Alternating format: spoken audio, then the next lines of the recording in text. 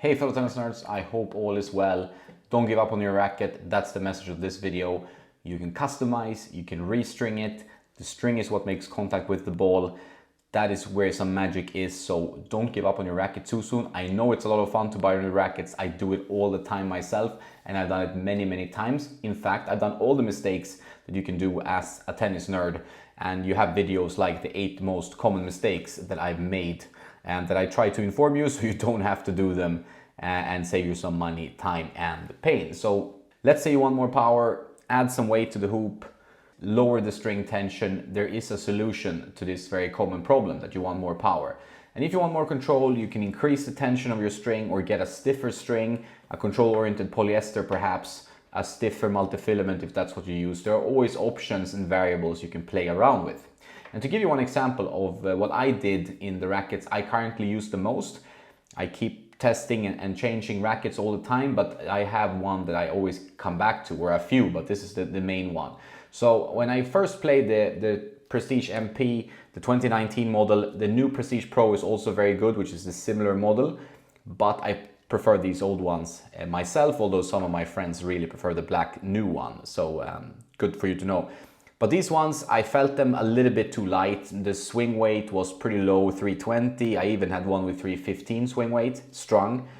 And so I felt like I needed to add some weight to get it up to my swing weight, the one I like, which is around 330. So I added weight up here about 3 grams, something like that, 3-4 grams, depending on the racket. There's quality control issues. On this one, I didn't add quite as much weight as I needed to do on this one. Luckily for me, I have a swing weight machine, so it's a little bit easier than for most nerds.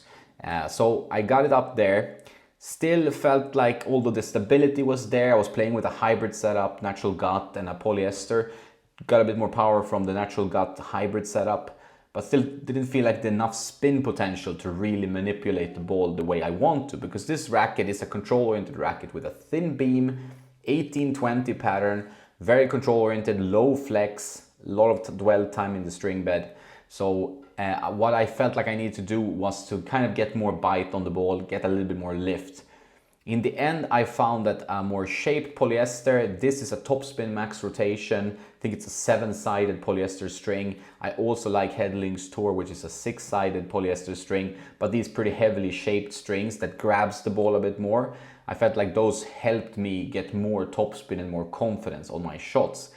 What I also like is to lower the tension quite a bit, especially for me. I like usually a tension 51 pounds, 23 kilos.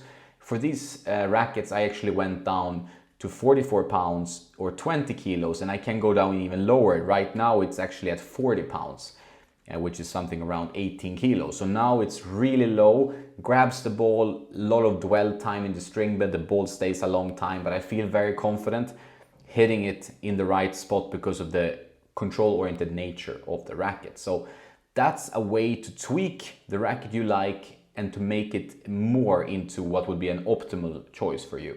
Adding the weight in this case, adding the shaped poly, and there are solutions to everything. So if your racket is too powerful, you can have a higher tension or a more control-oriented string. If the racket has too much of a launch where the ball just shoots out because the string pattern is too open, you can try maybe adding like a very thick multifilament that really kills that dwell time and that launch. So there are always solutions to try to work with the racket you have. In some cases, you won't be able to do it. What you want and what you have are too far away.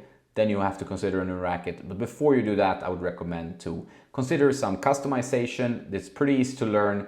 Get some weight, tungsten tape, copper tape, lead tape, and play around a little bit with locations. There's plenty of content on Tennis Nerd. There's even a customization course for you more ambitious players on Nikki's page, Unstrung Customs, link in the description. And so there are ways to learn this. It's not super rocket science. And then try to dial in the string. Try to play around with strings. It's not that much of a cost to try a few different string setups. And then maybe you find your way to a racket setup that works for you. So don't give up on your racket. That was my point. Okay, that's about that for now. This is what I did with my Prestige. I hope you got some insight and information. If you want to support the work I do, please check out my affiliates. The links are in the description. Join my Patreon for more content and unique content I don't publish anywhere else. Also check out Play Your Court, 50% off with my code. You can find a hitting partner or a coach if you're in the States. It's always good to have new hitting partners, and it's very important to work on your game with a coach if you can. That's all for this one. Have a nice day now, and don't forget to play some tennis.